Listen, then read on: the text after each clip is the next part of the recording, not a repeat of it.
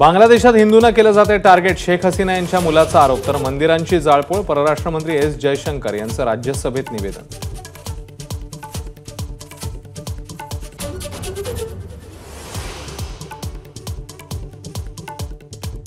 बांगलादेशातल्या अराजकतेनंतर भारतात आलेल्या शेख हसीना यांना धक्का, अमेरिकेने केला व्हिसा रद्द, तर इंग्लंडकडूनही राजाश्रय मिळणार नसल्याचे संकेत.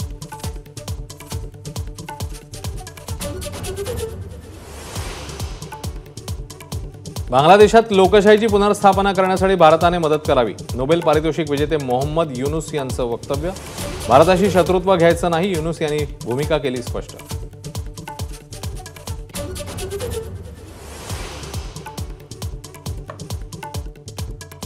विधानसभेसाठी मोर्चे बांधणी, उद्धव ठाकरे दिल्लीत, महाराष्ट्र काँग्रेस प्रभारी रमेश चेनिथला यांची घेतली भेट.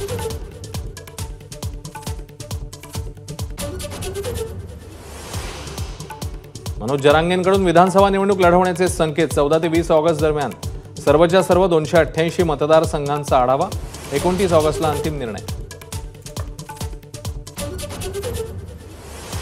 स्वतःचा पक्ष वाचवण्यासाठी काही जण माझ्यावर तुटून पडलेत, नाव न घेता जरांगेंचा राज ठाकरेंवर हल्लाबोल, तर आपल्याला उचकावण्याचं काम सुरू असल्याचंही मत व्यक्त.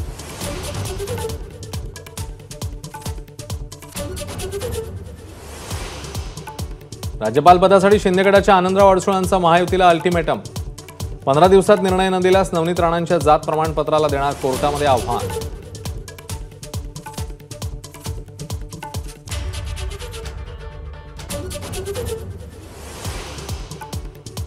आमदार अपात्रता प्रकरणी सुप्रीम कोर्टाने अजित पवारांच्या राष्ट्रवादीला दिली 3 आठवड्यांची मुदत, अजित पवारांची विनंती मान्य.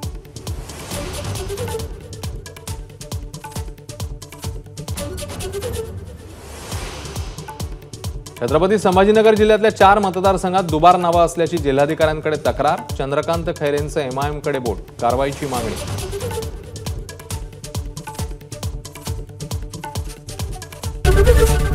एबीपी माझा, उघडा डोळे बघा नीट.